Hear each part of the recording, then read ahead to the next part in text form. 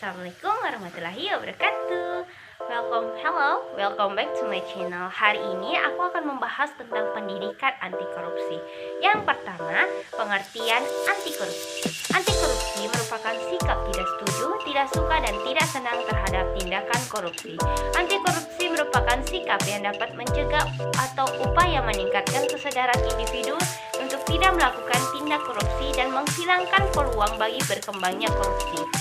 Pendidikan anti korupsi merupakan usaha sadar untuk memberi pemahaman dan pencegahan terjadinya perbuatan korupsi yang dilakukan melalui pendidikan formal di sekolah atau madrasah dan pendidikan informal di masyarakat.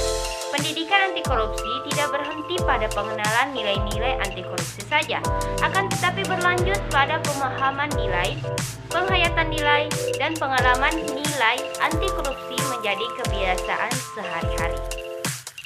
Yang kedua, pendidikan anti korupsi.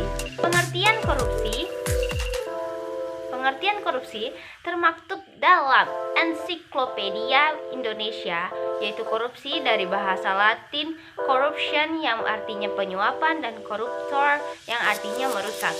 Gejala di mana para pejabat badan-badan negara menyalahgunakan wewenang dengan terjadinya penyuapan, pemalsuan, serta ketidakberesan lainnya.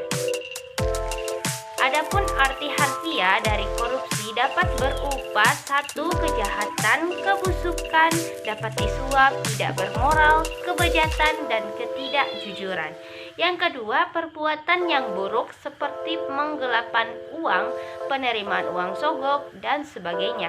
Yang ketiga, korup artinya busuk atau suka menerima uang suap atau sogok, memakai kekuasaan untuk kepentingan sendiri, dan sebagainya. Keempat, korupsi adalah perbuatan busuk seperti penggelapan uang, penerimaan uang sogok, dan sebagainya. Adapun orang yang korupsi disebut koruptor. 3. Tujuan pendidikan anti korupsi. Tujuan yang ingin dicapai melalui pendidikan anti korupsi adalah sebagai berikut. Pertama, untuk menanamkan semangat anti korupsi pada setiap anak bangsa. Melalui pendidikan ini diharapkan semangat anti korupsi akan mengalir di dalam darah setiap generasi dan tercermin dalam perbuatan sehari-hari. Dengan demikian, pekerjaan membangun bangsa yang terseok-seok karena adanya korupsi di masa depan tidak akan terjadi lagi. Jika korupsi sudah diminimalisasi, setiap pekerjaan membangun bangsa akan maksimal. Kedua, menyadari bahwa pemberantasan korupsi bukan hanya tanggung jawab lembaga penegak hukum seperti KPK, kepolisian, dan Kejaksaan Agung, melainkan tanggung jawab lembaga pendidikan dan semua komponen anak bangsa. 4. Nilai-nilai pendidikan anti korupsi. Menurut Kementerian Pendidikan dan Kebudayaan Kemendikbud 2012, terdapat nilai-nilai yang diinternalisasikan dalam pendidikan anti korupsi, yaitu kejujuran, kepedulian, kemandirian, kedisiplinan, tanggung jawab, kerja keras, kesederhanaan, keberanian, dan keadilan. Nilai-nilai pendidikan anti korupsi pada kerangka teori ini akan digunakan karena nilai-nilai inilah yang ada pada pendidikan anti korupsi. 5. Penyebab korupsi. Banyak faktor yang menyebabkan terjadinya tindak korupsi. Di antaranya adalah penyalahgunaan wewenang dan jabatan atau kekuasaan yang dimiliki demi kepentingan dan mengatasnamakan pribadi atau keluarga, sanak saudara, dan teman. Buruknya hukum tetapi juga buruknya manusia. Warisan kemiskinan, ketidaksamaan, ketidakmerataan, gaji yang rendah, salah persepsi, pengaturan atau hukum yang bertele-tele, dan pengetahuan yang tidak cukup di bidangnya. Perumusan undang-undang yang kurang sempurna, administrasi yang lambat, mahal dan tidak luas, tradisi penambah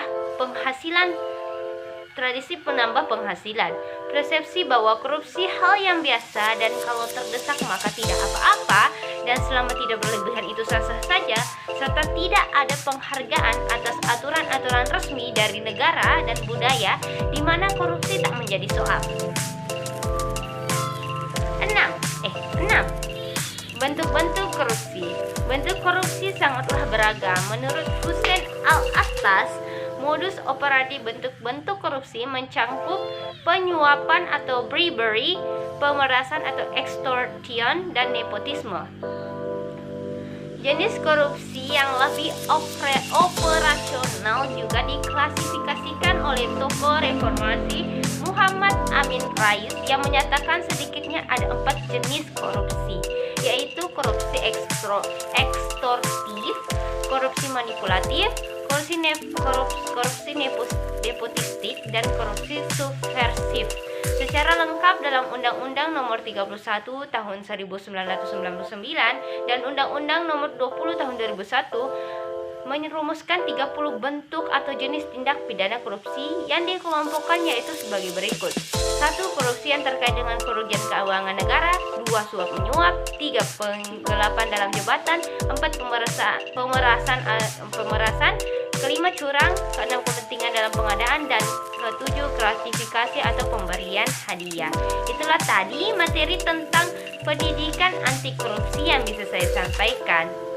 Kalau ada kekurangan mohon dimaafkan. Jangan lupa like, comment, and subscribe channel aku. Sampai jumpa. Dadah.